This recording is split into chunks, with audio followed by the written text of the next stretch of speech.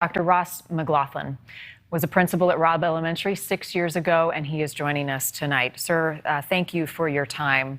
First of all, we all have heavy hearts. Tell me what is on yours right now. Coming immediately out of the segment with Giovanni, my mind is on kids there in the Uvalde community and across the state and nation that are being forced to think about things like this that kids shouldn't have to think about. We didn't have to think about that when we were growing up, but it's a reality. And so I'm thinking about Giovanni. Take me inside of a school, as a principal, and how you answer kids' questions, because I'm getting the questions from my own kids now. Why did this happen? Am I safe? What are we going to be doing? How do you talk to kids, especially of this early age, about the preparedness and the things that schools, just like Uvalde and others across the country, are doing, safety measures? How do you answer those difficult questions for these little ones? They are difficult questions. Some background is that in the state of Texas, it's part of our safety protocols that fire drills, lockdown drills, lockout drills are practiced over the course of the school year. And so in some sense, students are certainly familiar of what we will do in the event that something horrible like this happens.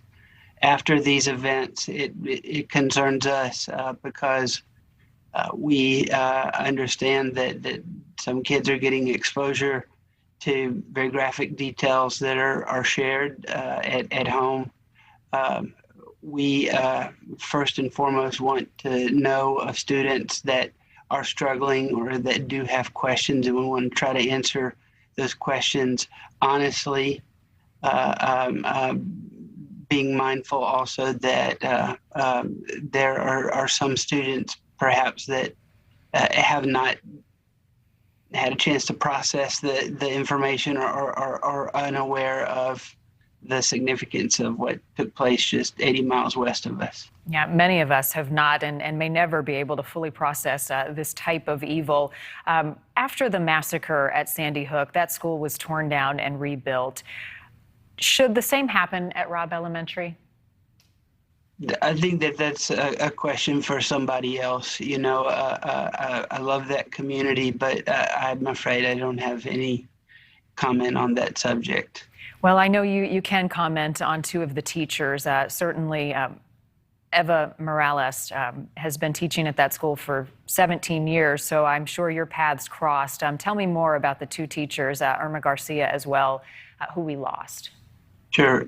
Well, I'll begin with Irma Garcia. She was a third grade teacher while I was at Robb Elementary, and the teachers at Robb will partner teach. And one of the teachers will teach, for example, reading, writing, and social studies to 2 classes. And then the partner teacher will teach the math and the science to 2 classes. So I knew Irma as a third grade English language arts and reading teacher. She was very well respected by her colleagues and members of the community. A really strong teacher that knew the curriculum, and not only that, but knew how to engage her students and get them excited about learning. And I also remember of Irma that she was fantastic at building a classroom community there. She thought of her students as an extension of her own family, and was a very special teacher. Wow. Well, I don't doubt that they were protectors of those kids in the final moments. Dr. Ross McGlothlin, thank you for your time tonight, and I'm sorry for the loss. Take care. Good evening. Thanks for watching. Click the red subscribe button below so you can get more of NewsNation's fact-driven, unbiased coverage.